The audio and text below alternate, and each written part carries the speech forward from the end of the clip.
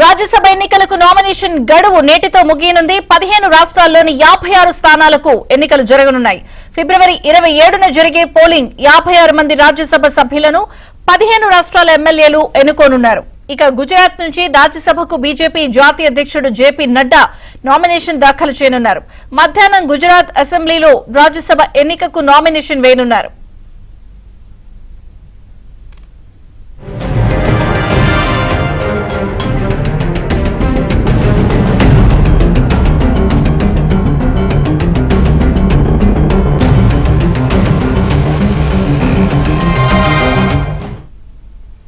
నేటితో రాజ్యసభ ఎన్నికలకు నామినేషన్ గడువు ముగియనుంది. 15 రాష్ట్రాల్లోని 56 స్థానాలకు ఎన్నికలు జరగనున్నాయి. ఫిబ్రవరి 27న జరిగే పోలింగ్ లో 56 మంది రాజ్యసభ సభ్యులను 15 రాష్ట్రాల ఎమ్మెల్యేలు ఎన్నుకోనున్నారు.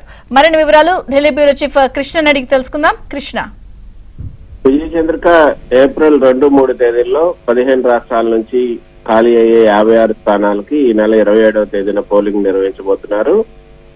అయితే ఈ రోజు నామినేషన్లకు ఈ యొక్క ఎంపికకు చివరి రోజు అనే చెప్పొచ్చు. అయితే మొత్తం 15 రాష్ట్రాల నుంచి 56 స్థానాలకి ఖాళీ అవుతున్న దాంట్లో బీజేపీ 28 మంది ఉన్నారు, 10 మంది కాంగ్రెస్ వాళ్ళు ఉన్నారు, 4 తృణమూల్ కాంగ్రెస్ సభ్యులు, బీఆర్ఎస్ కు చెందినటువంటి సభ్యులు 3, టీడీపీ వైకాపా నుంచి ఒక్కొక్కరు ఉన్నారు. ఇతర పార్టీల సభ్యులు కూడా చాలా మంది ఉన్నారు. బీఆర్ఎస్ 2, టీడీపీ 1 స్థానాన్ని ఈసారి కోల్పోబోతున్నాయి. వైఎస్ఆర్సీపీ, సమాజ్వాదీ పార్టీకి 2 స్థానాలు ఈసారి అదనంగా దక్కబోతున్నాయి.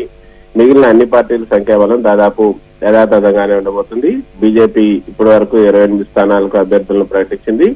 కాంగ్రెస్ కూడా 10 మందికి తిరిగి కాంగ్రెస్ అభ్యర్థులు 10 మంది కూడా రాబోతున్నారు.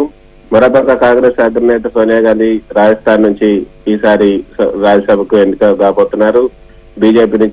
బీజేపీ జాతీయ అధ్యక్షుడు జేపీ నడ్డా గుజరాత్ నుంచి రాజ్యసభ ఎన్నికల బరిలో దిగుతున్నారు. ఇక ఎగువ సభలో ఏర్పడినటువంటి భర్తీకి ఈ రోజు నామినేషన్ల ప్రక్రియ ఈ రోజుతో ముగుస్తున్న నేపథ్యంలో ఇరు పార్టీలు కూడా ఆ యొక్క అభ్యర్థుల జాబితాను విడుదల చేశాయి. సోనియా గాంధీ నిన్న జైపూర్ లో నామినేషన్ దాఖలు చేశారు. ఆమె వెంట రాహుల్ గాంధీ, ప్రియాంక గాంధీ కూడా ఉన్నారు. నిన్న చెప్పుకున్నట్లుగా 1999 నుంచి వరుసగా 6 సార్లు లోక్సభకు ఎన్నికైనటువంటి 77 ఏళ్ల సోనియా గాంధీ ఈసారి వయోభారణం కారణంగా, అనారోగ్య కారణాల రీత్యా ఈసారి ప్రజల సభను విడి ఎగువ సభకు వెళ్తున్నారు. కాంగ్రెస్ తరఫున 6 సార్లు ఎగువ సభకు ఎన్నికైనటువంటి మాజీ ప్రధాని మన్మోహన్ సింగ్ వయోభారంతో ఈసారి రాజకీయాల నుంచి తప్పుకోవడంతో ఆ స్థానంలో సోనియా గాంధీ పోటీకి సిద్ధమయ్యారు. గతసారి సొంత రాష్ట్రం హిమాచల్ ప్రదేశ్ నుంచి రాజ్యసభకు ఎన్నికైనటువంటి జేపీ నడ్డా ఈసారి గుజరాత్ నుంచి రాజ్యసభకు ఎన్నికవుతున్నారు. హిమాచల్ ప్రదేశ్ లో బీజేపీకి తగినంత సంఖ్యాబలం లేకపోవడంతో ఆయన్ను గుజరాత్ కు పార్టీ మార్చింది. తర్వాత 2012, 2018లో ఎన్నికైనటువంటి ఇప్పుడు 3వసారి ప్రధాని నరేంద్ర మోదీ స్వరాష్ట్రం అయినటువంటి గుజరాత్ నుంచి పెద్దల సభకు జేపీ నడ్డా ఎంపిక కాబోతున్నారు.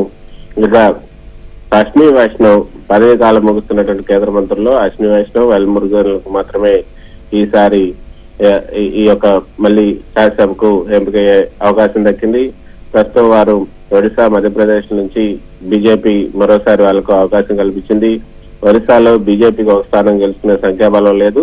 అయినా అక్కడి అధికార పార్టీ బిజు జనతాదళ్ మద్దతుతో అశ్విని వైష్ణవ్ ని రంగంలోకి దింపింది. ఒడిశాలో రైల్వే, టెలికాం ప్రయోజనాలు దృష్టిలో ఉంచుకొని ఆయన్ను మరోసారి మద్దతిస్తున్నట్టుగా పేర్కొంది. ఇక ఏపీ, తెలంగాణలో కూడా ఈ రోజు నామినేషన్లు దాఖలు చేయబోతున్నారు. ఏపీలో వైఎస్ఆర్సీపీకి 3 దక్కబోతున్నాయి. తెలుగుదేశం ఈసారి అభ్యర్థిని రంగంలో దించబోదని చెప్పారు. ఇటు తెలంగాణలో కాంగ్రెస్ పార్టీకి 2, బీఆర్ఎస్ కి 1 దక్కబోతున్నాయి. కాంగ్రెస్ పార్టీ తరఫున అంజన్ కుమార్ యాదవ్ కుమారుడు, అదేవిధంగా రేణుకా చౌదరికి కాంగ్రెస్ పార్టీ అవకాశం ఇచ్చింది. ఇటు బీఆర్ఎస్ అభ్యర్థిని కూడా ఈ రోజు ప్రకటించింది.